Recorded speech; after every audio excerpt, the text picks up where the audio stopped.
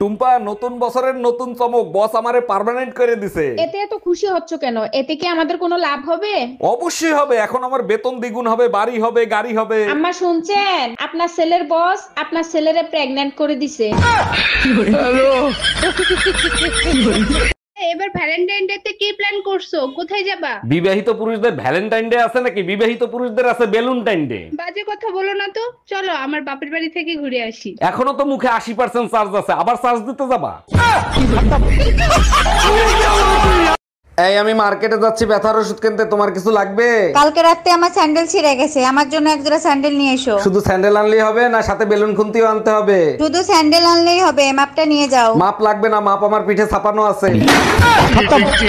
এই পাশের বাড়ির ভাবি তোমারে থাপ্পড় মারছে কেন? তোমার কারণেই তো ভাবির থাপ্পড়টা খাইতে হইলো। আমার কোন কথার কারণে ভাবি তোমারে থাপ্পড় মারছে? তুমিই তো বলছিলা পাশের বাড়ির ভাই ভাবির প্রতিদিন চুম্মা দিয়ে অফিসে যায়, তুমি দিতে পারো না? আরে গাধা, আমাকে দিতে বলছি।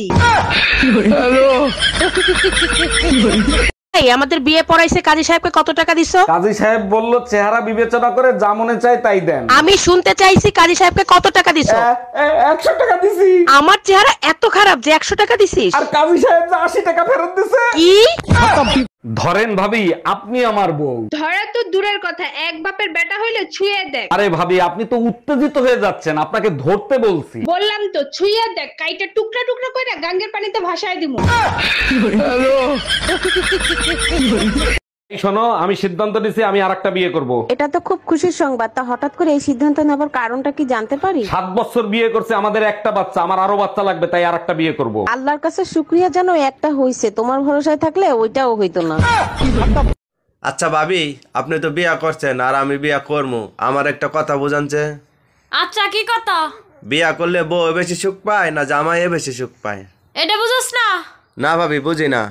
তাইলে এক কাম কর, তোর আঙ্গুলটা দিয়ে কানটা খুসা। আচ্ছা খুঁচাইলাম, পরে কেডা আরাম পাইলে বেশি, তোর আঙ্গুলটাই না কানটা? আরাম তো কান্ডাই পাইল। তাইলে এবার বুঝলো। জানিস দোস্ত, আমি তো বড় সেলিব্রিটি হয়ে গেছি। কেমনে বড় সেলিব্রিটি হইলি? খালেদা জিয়া আর শেখ হাসিনা আমাকে ফলো পাঠাইছে। তোর থেকে বড় সেলিব্রিটি তো আমি। আচ্ছা, তা কিভাবে? মীর জাফর আর সিরাজউদ্দৌলা আমাকে ফলো পাঠাইছে। মা, আমাদের বংশের নাম কি? অজাত। তোরা অজাতের বংশ। অজাত এটা আবার কেমন বংশ? এমন বংশের নাম তো জীবনও শুনি নাই। ভাবি, বউ সারাদিন খেসর খেসর করে, কি করি বলেন তো? আপনার কাছে শক্ত জুতা আছে? হ্যাঁ, শক্ত ইনটেক জুতা আছে। যেটা চিন্তা করছেন ভুলেও সেটা কইরেন না, পিঠে চামড়া থাকবে না। তাহলে কি করব? জুতা পরে বাড়ি থেকে বের হয়ে যাবেন। আচ্ছা দোস্ত, রমজান মাসে আল্লাহর কাছে তুই কি দোয়া করিস? আমি নিজের জন্য আল্লাহর কাছে কোনো কিছু চাই না, সব বন্ধু বান্ধবদের জন্য চাই। বলিস কি, তাই নাকি? তা কি দোয়া করিস? হে আল্লাহ, গত রমজান থেকে এই রমজান পর্যন্ত যত গুনাহ করছি সব গুনাহ আমার বন্ধু বান্ধবদের খাতায় লিখে দাও। ভাবি, আপনি কি খুব ব্যস্ত? না ব্যস্ত না, কিছু বলবেন? আপনার জন্য দারুণ একটা গুড নিউজ আছে। বলেন কি, তাই নাকি? কি দারুণ সংবাদ শুনি। আপনি শুনলে গর্বে আপনার বুক ফুলে উঠবে। তাইলে থাক, আপনার ভাই সন্দেহ করবে। ভাবি, আপনি প্রেম করবেন না ভালো কথা, তাই বলে বোর কাছে নালিশ করবেন? আমি শুধু বলছি ভাইকে একটু বেশি আদর সোহাগ করবেন। আপনার কথা শুনে বেলুন দিয়ে পিঠে বাংলাদেশের ম্যাপ ছাপাই দিছে। আপনার কপাল ভালো, আমার কাছে স্টিলের বেলুন নিতে আসছিল, আমি দেই নাই। মা, আমাদের বংশের নাম কি? অজাত। তোরা অজাতের বংশ। অজাত এটা আবার কেমন বংশ? এমন বংশের নাম তো জীবনও শুনি নাই। এই নাও পড়ো এটা। তুই যদি আমার বউকে না ছাড়স তাইলে তোরে আর বাঁচতে দেব না। এবার বলো কি বুঝলা? কেউ কাউকে ধুমকি দিচ্ছে। কেউ কাউকে না, তোমাকে ধুমকি দিচ্ছে।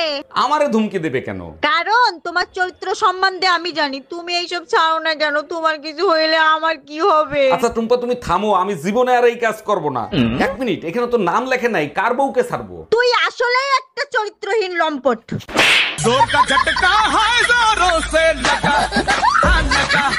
চলো তোমার মায়ের কাছে যাব। আর কাছে তুমি কিসের জন্য যাবা? একমাত্র সেই বলতে পারবে কি করলে তোমার লজ্জা হবে। দেখো, আজকে কিন্তু আমি কিছু করি নাই। পাশের বাড়ির ভাবির চায়ের মধ্যে তুমি তাবিজ দিছো কেন? তারে তুমি বশ করতে চাও? ওটা তাবিজ ছিল না, ওটা টিব্যাগ ছিল, গাধা একটা।